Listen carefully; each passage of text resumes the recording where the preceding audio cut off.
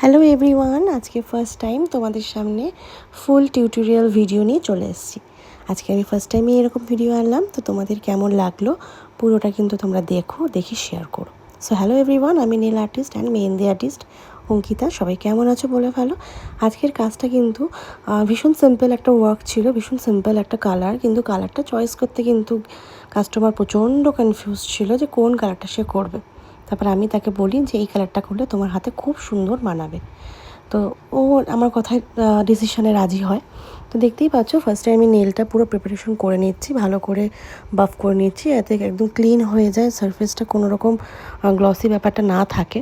তো তারপর আমরা এখানে টিপ অ্যাপ্লিকেশন করে নিয়েছি। টিপটা কিন্তু একদম প্রপার ওয়েতে অ্যাপ্লিকেশন করতে হবে, যেন ছোটও না হয় বড়ও না হয়, একদম পারফেক্ট শেপটা নিয়ে তোমাকে ভালো করে বুঝে শুনে টিপটা অ্যাপ্লিকেশন করতে হবে। অ্যাপ্লিকেশন করে নিয়েছি। তো এখানে অনেকেই বলে যে দেখো দেখো এত বড় টিপ রাখলে কীরকম লাগে, ভূতের মতো লাগে, তাই না?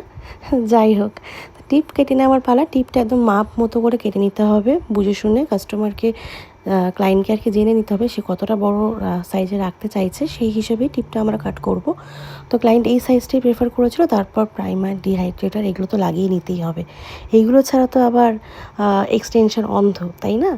যাই হোক, এখানে এক্সটেনশন সবটা করে জেল অ্যাপ্লিকেশন করে জেলটা ফাইল বাফ করে নিয়েছি। তারপর কিন্তু বেস কোট অ্যাপ্লাই করে নিয়েছি। বেস কোটটা কিন্তু মাস্ট। অনেকেই আছো তোমরা বেস কোট অ্যাপ্লাই না করি কালার পলিশ মানে জেল পলিশটা অ্যাপ্লাই করে দাও, কিন্তু আমি মনে করি সবসময় বেস কোট অ্যাপ্লাই করার পরে জেল পলিশটা অ্যাপ্লাই করলে ফিনিশিংটা ভীষণ ভালো আসে, স্মুথ আসে একদম।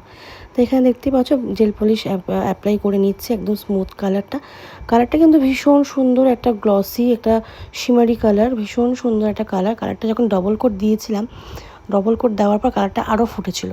তারপর লাস্টে টপ কোট অ্যাপ্লাই করার পালা। টপ কোটটা অ্যাপ্লাই করে নেওয়ার পরে আমি অন্তত 120 সেকেন্ড কিওর করে নিই। তোমরা কত সেকেন্ড কিওর করো আমাকে কিন্তু অবশ্যই জানিও। ওভারঅল লুকটা তোমাদের কেমন লাগলো, কালারটা কেমন লাগলো, ফিনিশিংটা কেমন লাগলো অবশ্যই জানিও।